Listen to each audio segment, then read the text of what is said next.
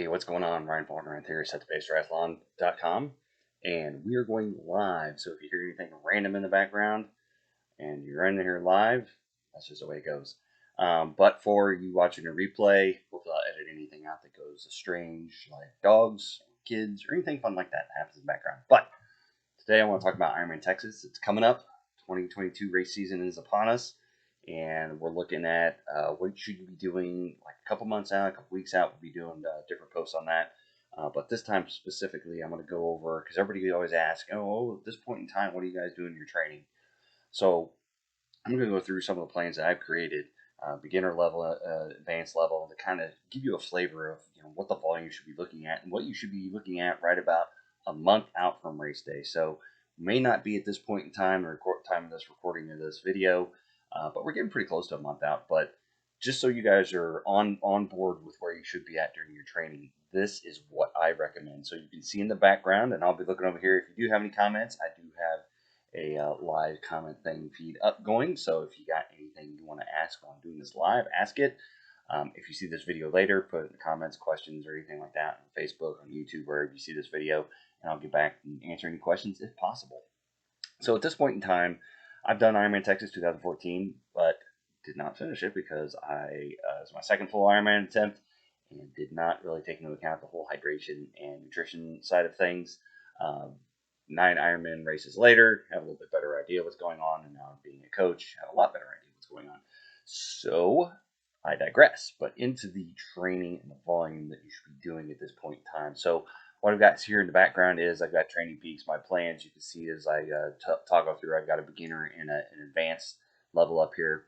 So you're looking at about, most of my plans for Ironman races are about 24 weeks long. So this puts you about 20 weeks into your training plan. So this is kind of where you should be at this point in time. So looking at week 20, we got the beginner plan here. So if you're looking at this, about week 20, you're getting into the last really big build week. I mean, we're a 100-mile ride, we're an 18-mile run. I tried to stagger out the long, I've got a 20-mile run the week before that leads into an 18-mile, but I like to pair like the 100-mile rides with the shorter of the long runs, so you're not totally drained by the end of the week. And excuse my dog in the background. She doesn't like being upstairs where she can't be here interrupting my videos live. So hopefully we can get through it.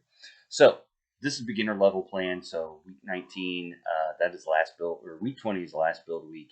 It's the biggest week. I've got about 20 hours here total time. You can see the distances over here. And when I build my plans, I populate and estimate times and distances for different workouts. So you have a good idea whenever you get to one of your plans. And you go in transition week, and then you're into race prep, and it's all downhill. So you're looking at the last big week for beginner level.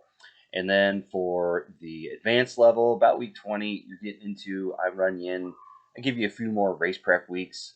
So you hit the build week, and then you're getting into a transition week, and then you're getting into race prep. So as you can see, you're in about the 100-mile range, 90-mile range for bike rides, and you're about the 18, 20-mile range for runs. So that's where you kind of should be at about a month out, as you're really peaking, and then it's kind of a downhill slide into home base there at the finish line at getting to the start line of the race. But at this point, you don't want to be tacking on too many more 100-mile rides and 20-mile runs or anything. You want to build recovery and get into the race nice and recovered. So this is kind of where you should be at. Hopefully, this kind of helps you out and didn't see any questions.